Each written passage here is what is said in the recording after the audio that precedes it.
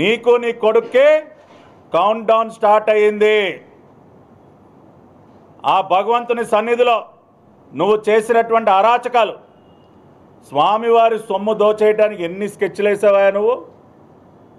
తిరుపతిలో శానిటేషన్ మెరుగుపరచాలంట, దానికి 100 కోట్ల రూపాయలు స్వామివారి సొమ్ము ఈయన గారికి కావాలంట.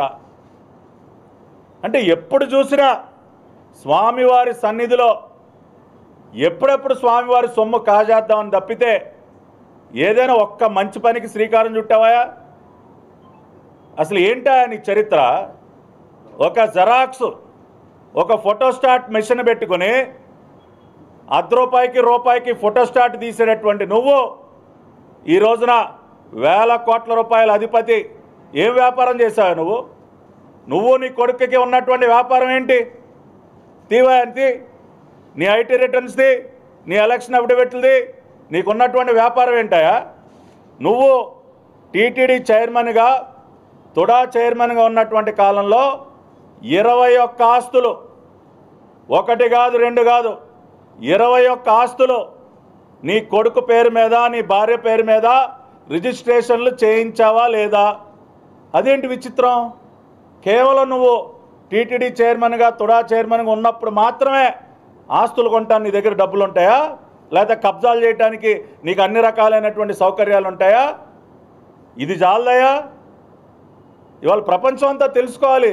ఈయన గారు టీటీడీ చైర్మన్గా, తుడా చైర్మన్గా ఉన్నప్పుడు మాత్రమే వేల కోట్ల రూపాయలు, 100 కోట్ల రూపాయల విలువైన 21 ఆస్తులు పాపం పోగేసుకున్నాడండి ఈ జెరాక్స్ షాప్ ఓనర్ గారు. ఈయనకి మన కళ్ళకు కనపడేటటువంటి వ్యాపారాలు ఉండవు. నీతిగా ₹1 సంపాదించుకున్న చరిత్ర లేదు.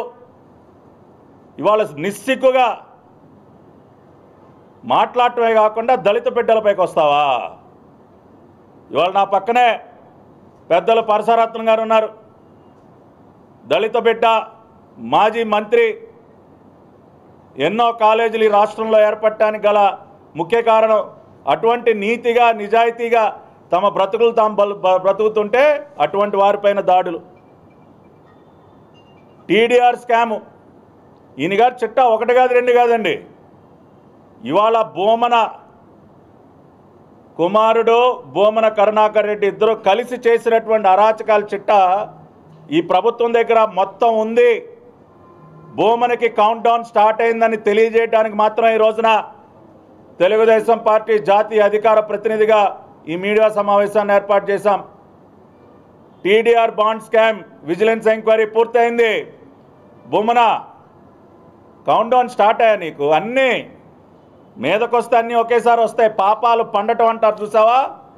నీ పాపాలు పండాయి కాబట్టే ఇవాళ మొత్తం నువ్వు చేసినటువంటి భూ కబ్జాలు, దళిత బిడ్డలపై నువ్వు చేసినటువంటి దాడులు, టీడీఆర్ బాండ్లు అడ్డం పెట్టుకుని నువ్వు దోచేయటం నీకు తెలుసా? అసలు నీకు తెలుసా?